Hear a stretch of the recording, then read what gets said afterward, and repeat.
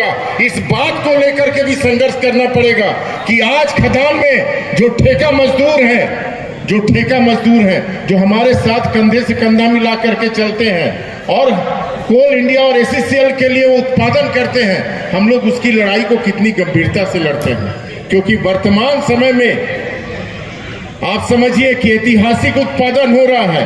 हमारे कोल इंडिया के कर्मचारी धीरे धीरे रिटायर हो रहे हैं या सरप्लस कर दिए जा रहे हैं, लेकिन जो ठेका मजदूरों की संख्या है, उद्योगपतियों की संख्या है, उद्योगपतियों की दखलंदाजी है, वो खदानों में लगातार बढ़ती जा रही है। हमें अपने इस झंडे के नीचे ठेका मजदूरों के मुद्दों को भी लेकर के आंदोलन करना पड़ेगा, क्योंकि वर्तमान समय में ठेका मजदूर कोल इंडिया के लिए जो उत्पादन कर रहा है वो 60 से 70%, 80% उत्पादन कर रहा है। हमारी बार्गेनिंग क्षमता खत्म होती जा रही है या हो गई है। अगर हमको अपनी बार्गेनिंग क्षमता बढ़ाना है, अपने संघर्ष को बढ़ाना है, अपने आंदोलन के धार को तेज करना है, तो ठेका मजदूरों को लेकर के हमको चलना पड़ेगा।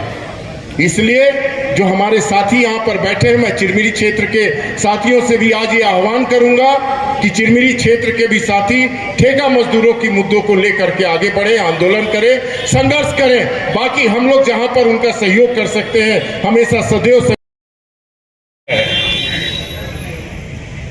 तो मैं कहा कि मैं भी एक स्टीयरिंग कमेटी का मेंबर हूँ, जेबीसीसीआई के मेंबर हूँ, कोल इंडिया के स्टैंडाइजेशन कमेटी का मेंबर हूँ। मुझे भी तो कुछ बताना पड़ेगा ना, और वही आप सुनना चाहते हैं। हम जहाँ जाते हैं और जेबीसीसीआई का फैसला लागू होता है तो साथियों से पूछता हूँ, संगठन की बात करेंगे जेबीसीसीआई की, तो हमारे साथी बोलते हैं जेबीसीसीआई की। आपको मैं बताना चाहता हूं, पहली बार जिन लोगों को जमीन के बदले नौकरी मिली थी, पहली बार जमीन के बदले जिनको नौकरी मिली थी उनको बर्खास्त कर दिया नागा के वजह से। फर्स्ट टाइम एटक के डिमांड पर, हमारे डिमांड पर मैनेजमेंट ने मंजूर किया है कि हाँ, एक मौका और उनको देंगे और हम बर्खास्त जो कर्मचारियों को फिर से नौकरी देंगे। 1600 कर्मचारी एससीसीएल में बर्खास्त किए गए हैं। अगर 1600 में से 500 लोगों को भी नौकरी मिलती है तो 500 लोगों के जो बुझा हुआ घर का जो चूल्हा है वो जल जाएगा, और 500 घरों में ये दिवाली जो मनाई जाएगी, इसका श्रेय अगर किसी को जाएगा तो एटक को जाएगा, लाल झंडू को जाएगा। अब इस कंपनी ने 9,200 करोड़ रुपए का मुनाफा कमाया है। हमने मई दिवस के दिन संचालन समिति में हमने कहा, सीएमडी से कहा हमने कि आप क्या इसको मजदूरों की हिस्सेदारी नहीं इसमें, और मुनाफे में मजदूरों को भी हिस्सेदार जो बनाना चाहिए। और मुझे कहते हुए खुशी हो रही है कि सीएमडी ने कहा कि हम एससीसीएल के 42,000 मजदूरों को, अधिकारियों को, सबको मुनाफा में हिस्सेदार बनाएंगे, और जो भी एक अमाउंट तय होगा 100% जो है कर्मचारियों को मिलेगा। इसका श्रेय भी जो एटक और लाल झंडे को जाता है साथियों।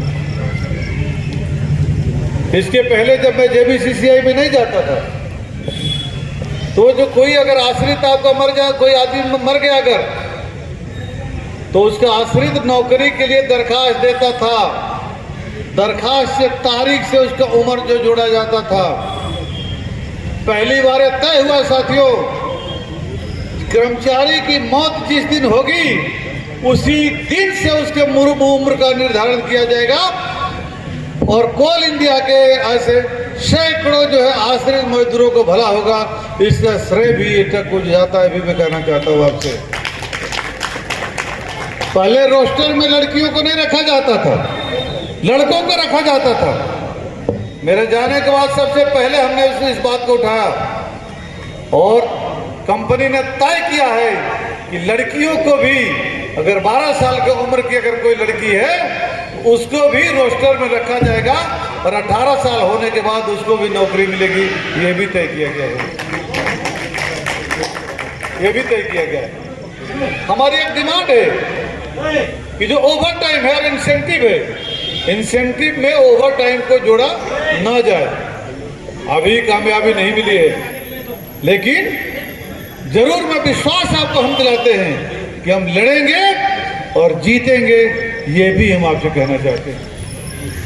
और हमारे साथी ने कहा कि वेलफेयर की बात किया, मैं बड़े गर्व से कहता हूं, पूरे ACCL के अंदर, एटक के अंदर कोई भी एरिया प्रेसिडेंट हो या सेक्रेटरी हो, कोई भी एटक का बड़ा नेता ठेकेदारी नहीं करता है। और अगर कोई भी हमारा एटक का प्रेसिडेंट, सेक्रेटरी एरिया का अगर ठेकेदारी करना शुरू किया और हमको पता लग गया, वो उसका आखिरी दिन होगा। ऐसा कैसा हो सकता है कि हमारे अजय विश्वकर्मा वेलफेयर बोर्ड में बैठ करके और वेलफेयर फंड को निर्धारित कराएं और विश्रामपुर में जा करके और ठेकेदारी करके और वहां के जो प्रबंधन को गला दबा करके और अनाप शनाप हराम का बिल वसूले, ये लाल झंडा एटक जो है इसको बर्दाश्त नहीं कर सकता। मैं साफ साफ कहना चाहता हूं।